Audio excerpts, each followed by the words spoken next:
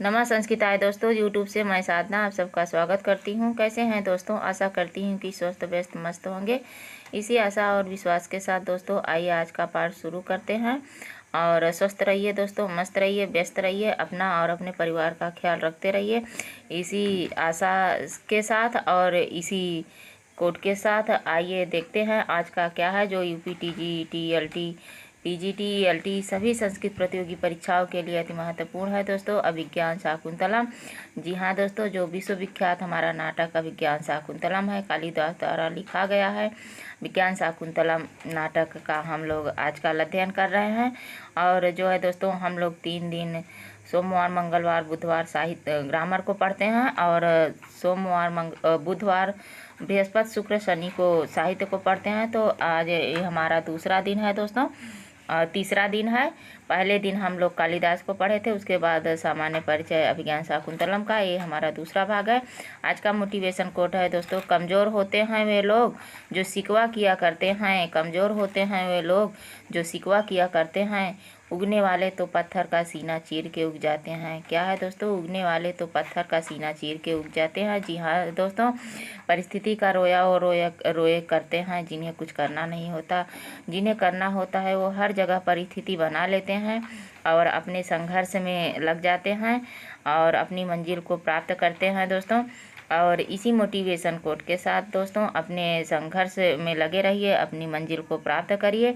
और आइए आज का पाठ शुरू करते हैं, जो अभिज्ञान शाकुंतलम पर आधारित सामान्य परिचय का आज का हमारा दूसरा भाग है दोस्तों। हम लोग अभिज्ञान शाकुंतलम लेके हाजिर हुए हैं, जिसमें हम लोग अभिज्ञान शाकुंतलम का सामान्य परिचय पढ़ेंगे दोस्तों। इसके पहले के वीडियो में हम लोगों ने कालिदास के बारे में अध्ययन किया है, और जो हमारे साथी न देखें हो उसे जाके डिस्क्रिप्शन में इसका लिंक दिया गया है, उसे देख लीजिए दोस्तों।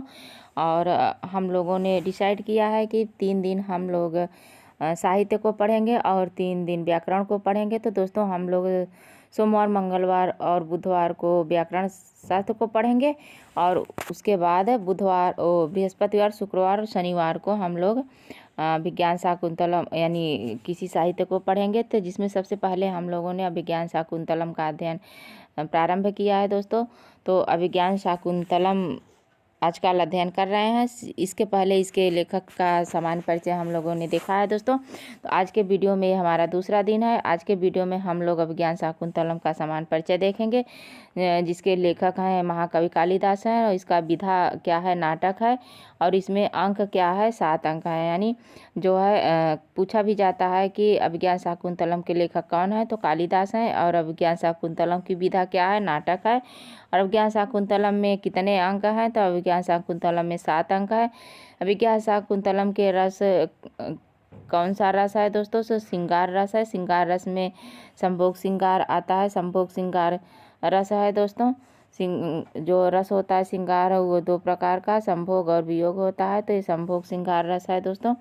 और कथानक क्या है, तो इसका कथानक है राजा दुष्यंत एवं, यानी कथानक का मतलब है कि इसमें किसका कथन, ये जो अभिज्ञान शाकुंतलम नाटक है, तो इसमें कथानक क्या है, इसमें किस नाटक को बताया गया है दोस्तों। तो इसमें किस कहानी को बताया गया है नाटक के माध्यम से। तो इसमें जो है राजा दुष्यंत जो हस्तिनापुर के राजा हैं, चंद्रवंशी राजा हैं। तो राजा दुष्यंत एवं शकुंतला का परस्पर प्रेम, विरह और मिलन का वर्णन है। पहले उनका प्रेम होता है, विवाह होता है, उसके बाद विरह होता है, उसके बाद क्या होता है, फिर से उनका मिलन होता है। इसी सब का वर्णन अभिज्ञान शाकुंतलम के है, जो 7 अंकों में महाकवि कालिदास ने वर्णित किया है।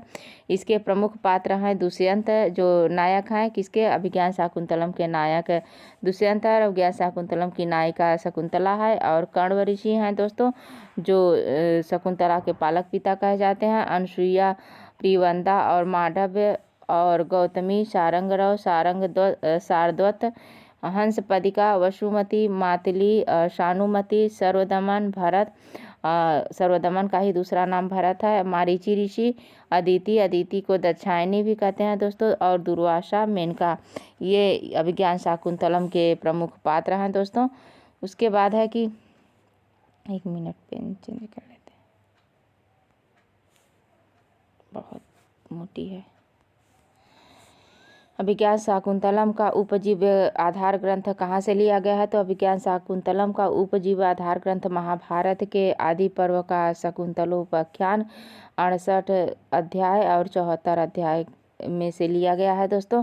और इसका दूसरा भी पूछता है कि अन्य कहाँ स्थानों पे अभिज्ञान शाकुंतलम का जो शाकुंतलम नाटक है उसका जो अन्य कहाँ वर्णन मिलता है? तो पद्म पुराण के स्वर्ग खंड में भी अभिज्ञान शाकुंतलम की कथा मिलती है। तो अभिज्ञान शाकुंतलम का कथा जो है वो विश्वामित्र और मेनका के माध्यम से जो है बताया जाता है। ये आदि पर्व का यानी सबसे पहला महाभारत का पहला पर्व ही आदि पर्व है। तो आदि पर्व में जो है ये शकुंतलोपाख्यान और स्वर्ग खंड में भी इसकी कथा यानी पद्म पुराण के स्वर्ग खंड में ही इसकी कथा का वर्णन किया गया है। इसके शकुंतला के माता पिता का नाम मेनका और विश्वामित्र है दोस्तों। कर्ण को उनके पालक पिता या धर्म पिता कहा जाता है। अभिज्ञान शाकुंतलम नाटक की रीति क्या है? तो अभिज्ञान शाकुंतलम नाटक की रीति वैदर्भी रीति है।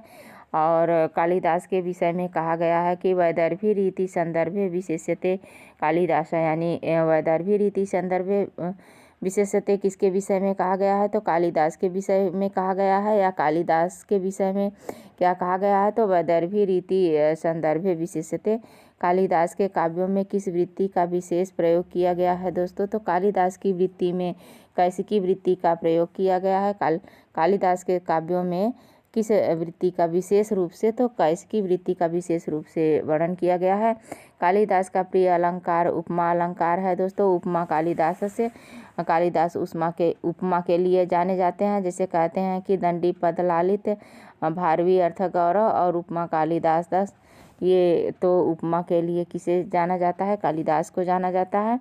अभिज्ञान शाकुंतलम के प्रथम अंक का नाम क्या है? तो अभिज्ञान शाकुंतलम के प्रथम अंक का नाम आश्रम प्रवेश है दोस्तों। इसमें राजा दुष्यंत जो है मृग को मारता हुआ आश्रम में प्रवेश करते हैं। तो इसी के उपलक्ष्य में इसका नाम क्या पड़ गया? आश्रम प्रवेश। ये हम याद करने के लिए आप लोगों को से कह रही हूँ दोस्तों। ना ही इसका कोई कथानक नहीं मिलता है कि प्रवेश करने के कारण उसका नाम जो है प्रथम का जो है आश्रम प्रवेश मिल गया है। लेकिन वैसे कथानक पढ़ने से हमें भी और सभी को समझ में भी आता है कि जब वो राजा दुष्यंत हस्तिनापुर से शिकार करने के लिए आते हैं तो वो जो है मृग का पीछा करते करते आश्रम के प्रांगण में आ जाते हैं, आश्रम में प्रवेश करते हैं। तो पहले अंक का नाम क्या है? आश्रम प्रवेश। दूसरे अंक का नाम है आश्रम निवेश। जब ऐसानक ऋषि उन्हें मृग को मारते हुए मारने के लिए मना करते कहते हैं कि राजा ये मृग जो है आश्रम का है, आप आश्रम में आ चुके हैं, आश्रम के मृग को नहीं मार सकते। तो वहीं से वो वापस हो जाते हैं। वो भूल बस आश्रम में आ चुके थे तो वहाँ से चले जाते हैं। तो आश्रम निवेश इसका दूसरा नाम हो गया। तीसरे अंक का नाम है मिलन, यानी जब तो फिर वे वहीं पे रुकते हैं और महर्षि कण्व से मिलने के लिए जाते हैं, लेकिन वहाँ वो नहीं रहते हैं। तो उनका जो है मिलन होता है शकुंतला से। तो तीसरे अंक का नाम मिलन पड़ा है दोस्तों। और इसी तीसरे अध्याय में ही राजा दुष्यंत और शकुंतला का प्रेम विवाह होता है। चतुर्थ अंक में का नाम विदा अंक है दोस्तों। जब उनका प्रेम विवाह हो जाता है उसके बाद शकुंतला गर्भवती हो जाती है। राजा दुष्यंत हस्तिनापुर वापस चले जाते हैं। तो फिर वो महर्षि दुर्वासा ऋषि के शाप के कारण भूल जाते हैं। तो कोई समाचार नहीं लेते, ना ही अपना देते हैं ना लेते हैं। तो शकुंतला आश्रम में ही पड़ी रहती है। फिर इधर उसके गर्भ चिन्ह भी प्रस्फुटित होने लगता है। तो गर्भ को पता चलता है। तो ये चौथे अंक में शकुंतला की विदाई करते हैं, यानी राजा दुष्यंत के यहाँ भेजते हैं। तो इसीलिए चौथे अंक का नाम विदा अंक है दोस्तों। पंच अंक का नाम प्रत्याख्यान है। शाप के कारण राजा दुष्यंत शकुंतला को नहीं पहचान पाते तो वो अपने घर में नहीं रखते। कहते पर नारी को किसी के घर में नहीं रखना चाहिए। हमने शकुंतला से कोई प्रेम विवाह नहीं किया है और ना ही शकुंतला को हम जानते हैं। तो उनका जो वाद विवाद होता है उस अंक में, उसी का नाम जो है प्रत्याख्यान कहा गया है। यानी जो है व्याख्या की जाती है उनके प्रश्नों का और उनके बातों का उत्तर दिया जाता है। तो ये पंचम अंक में है। सिर्फ इसको हम इस कॉन्सेप्ट से जोड़ के इसलिए बता रहे हैं ताकि हमें याद रहे। षष्ठ अंक का नाम है कि पश्चाताप। पश्चाताप है दोस्तों, पश्चाताप है। क्यों? क्योंकि जब जो है महर्षि ऋषि जो है वो दुर्वासा ऋषि अब शकुंतला को शाप देते हैं, तो उस समय प्रियवंदा सुन लेती है, अनसुईया भी। तो प्रियवंदा उनके चरणों में गिर के, और ये आपके पुत्री का प्रथम अपराध है, इसे क्षमा करिए प्रभु। तो उसकी बातों से उन्होंने कहा कि साप तो नहीं लौट पाता, लेकिन इसका निवारण है कि उनके नाम की कोई आभूषण दिखाने पे उनका साप समाप्त हो जाएगा। तो षष्ठे अंक में जब शकुंतला जा रही होती है चौथे अंक में, तो वो उसको प्यास लगती है, तो शची तीर्थ में वो पानी पीने लगती है, तो उसकी अंगूठी जो है गिर जाती है, तो मछली के पेट में चली जाती है। तो उधर मछली को पकड़ने जो धीवर आता है उस मछली को पकड़ता है।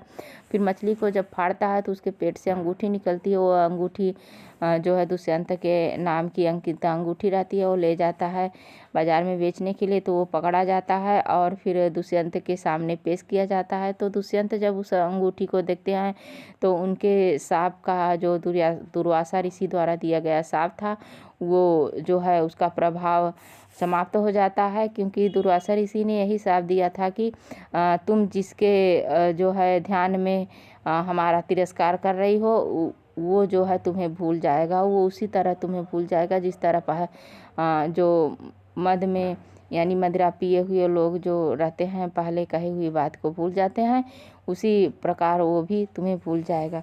तो जब वो पाते हैं अंगूठी तो उन्हें याद आ जाता है। तो इसका जो प्रभाव है वो षष्ठे अंक में दिखाई पड़ता है। नहीं तो जब उन्हें याद आ जाता है तो पश्चाताप करते हैं, तो इसीलिए षष्ठ अंक का नाम है पश्चाताप। उसके बाद सातवां अंक है, सातवें अंक का नाम है पुनर्मिलन।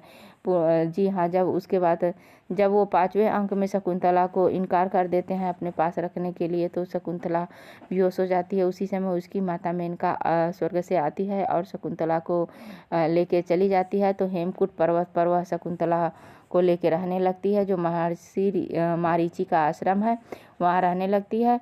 तो फिर जो है सातवें अंक में महर्षि मारीची के आश्रम में शकुंतला और दुष्यंत का मिलन होता है, इसीलिए सप्त अंक का नाम पुनर्मिलन रखा गया है दोस्तों। और शाकुंतलम के चतुर्थ अंक में कौन सा रस है? तो यह करुण रस है।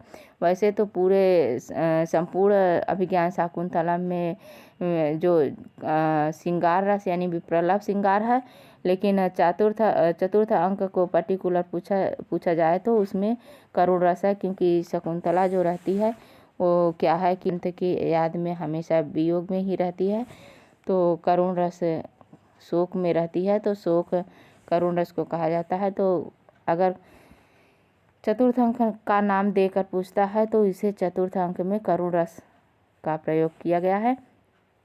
शकुंतला का हस्तिनापुर पति गृह गमन किस अंक में वर्णित है? तो ये चतुर्थ अंक में वर्णित है, यानी चौथे अंक में शकुंतला विदा होकर अपने पति के घर जाती है।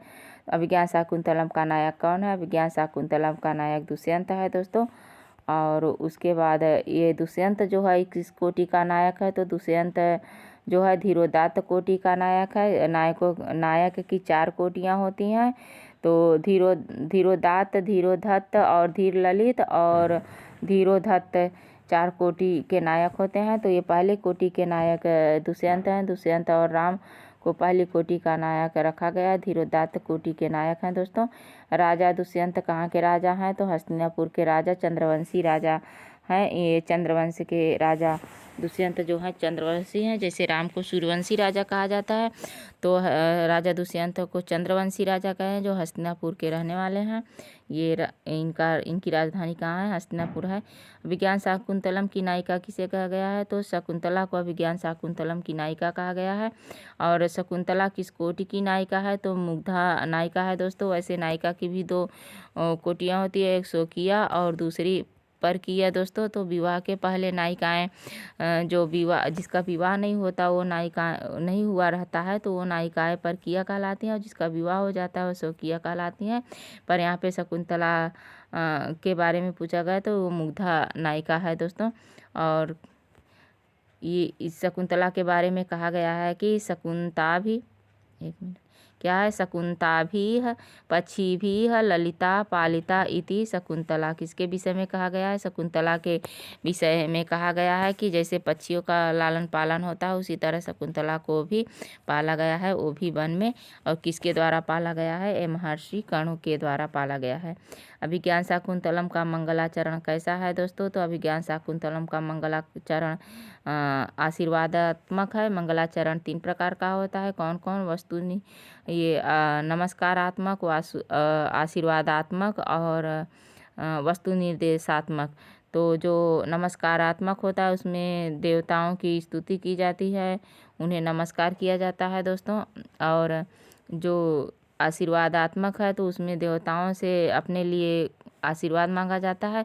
वस्तु निर्देशात्मक वो होता है कि जिसमें ना ही किसी देवी देवता की आशीर्वाद की कामना की गई है और ना ही उन्हें नमस्कार किया गया है, सीधे विषय वस्तु पर जो है कार्य किया गया है, तो उसे वस्तु निर्देशात्मक कहते हैं।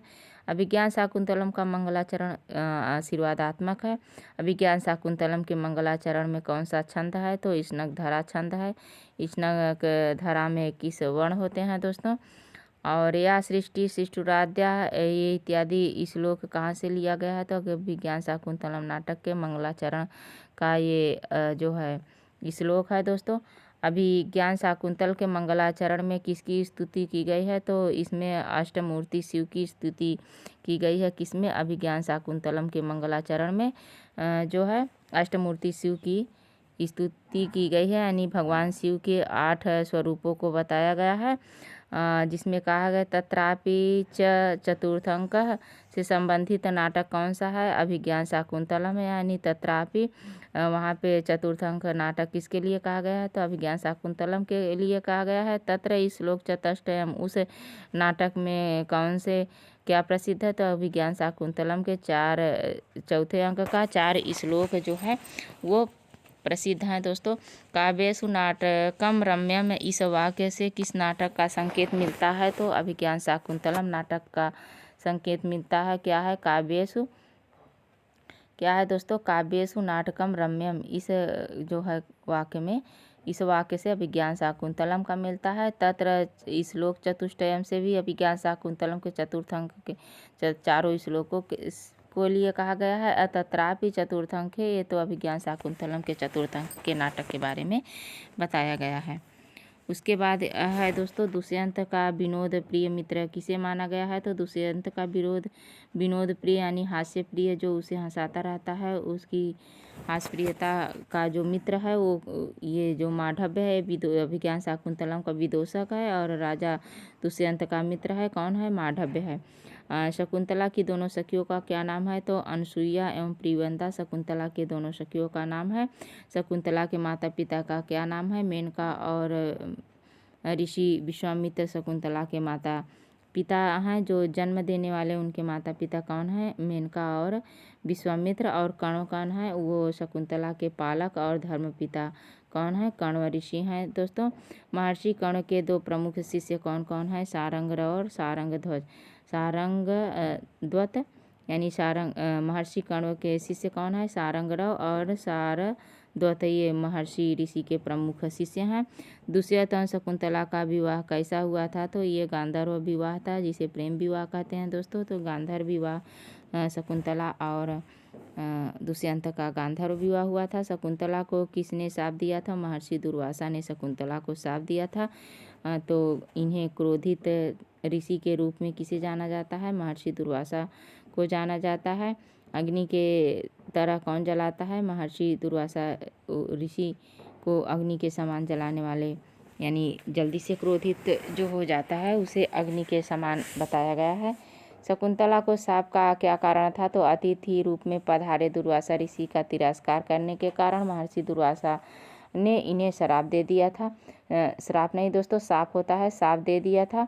और शकुंतला के शाप को जानने वाली कौन थी, तो शकुंतला के शाप को जानने वाली जब महर्षि दुर्वासा उन्हें शाप दे रहे थे, तो पिवंदा और अनसुईया जो हैं, इनकी दोनों प्रमुख सखियाँ, शकुंतला की जो दोनों प्रमुख प्रिय सखियाँ हैं, उन्हें पता था। उन्होंने ना ही गौतमी को बताया और ना ही शकुंतला को, ना ही महर्षि कण्व को, किसी को नहीं बताया। दोनों सखियाँ जानती थी कि शकुंतला को शाप मिला है।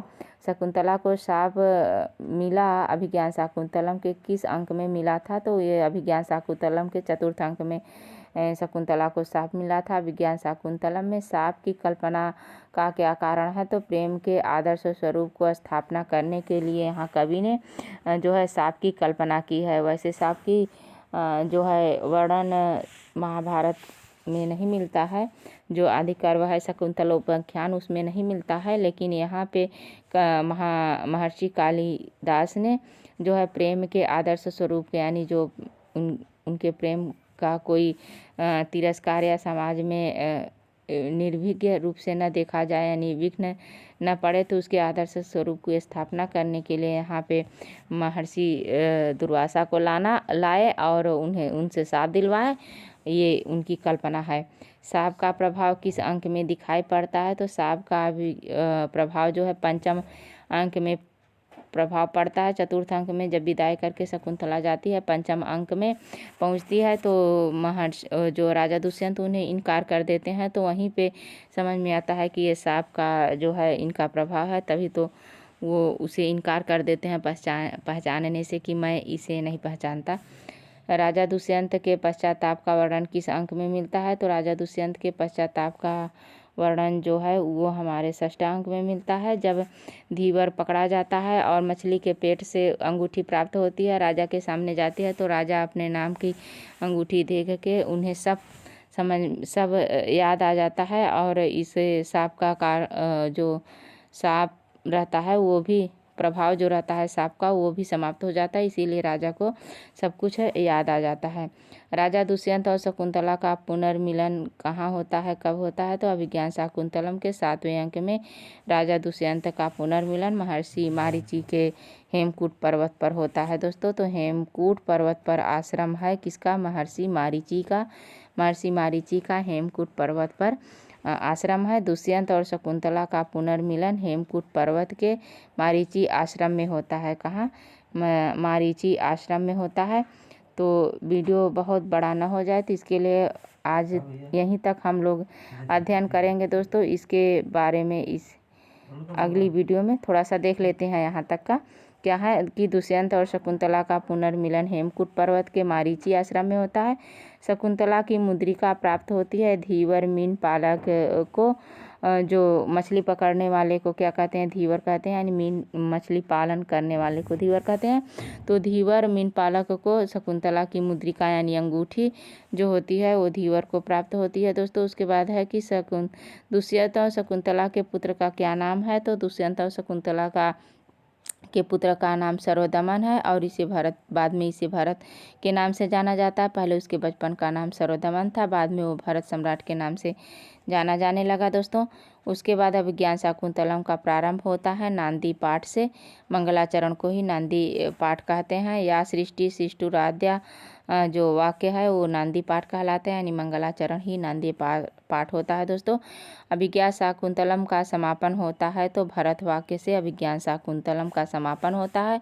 प्रवर्तताम प्राकृति हिताय पार्थिक, ये श्लोक से इस जो है उसका समापन होता है।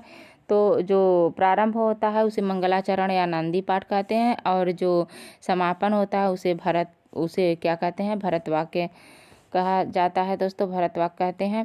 कालिदास का सर्वस्वभूत ग्रंथ कौन है? अभिज्ञान शाकुंतलम में उनके सभी विद्वता का परिचय मिलता है। दोस्तों, ये राजन कह रहे हैं कि राजन आश्रमो मृगो अयम न हंतव्यो न हंतव्य किसने कहा था? तो तपस्वी वैशानक ने कहा था। भ्रमर से भय शकुंतला की रक्षा कौन करता है? तो राजा दुष्यंत एक भौरा, जब शकुंतला वन में सींच रही थी, पौधों को पानी दे रही थी, उस समय एक भौरा उसे बहुत परेशान करता है। तो उस समय राजा दुष्यंत पहुंच के उसकी जो है रक्षा करते हैं। शकुंतला ऋषि विश्वामित्र एवं मेनका की कन्या है। दोस्तों, जी हाँ, ये कहा गया कि शकुंतला ऋषि विश्वामित्र और मेनका की कन्या है। हस्तिनापुर से महारानी का संदेश लेकर कणों के आश्रम में कौन आता है राजा के पास? तो दुष्यंत के पास कौन आता है? तो ये आता है करभक नाम का एक सेवक। करभक नाम का एक सेवक रहता है जो राजा का संदेश लेके जो है तपोवन में आता है।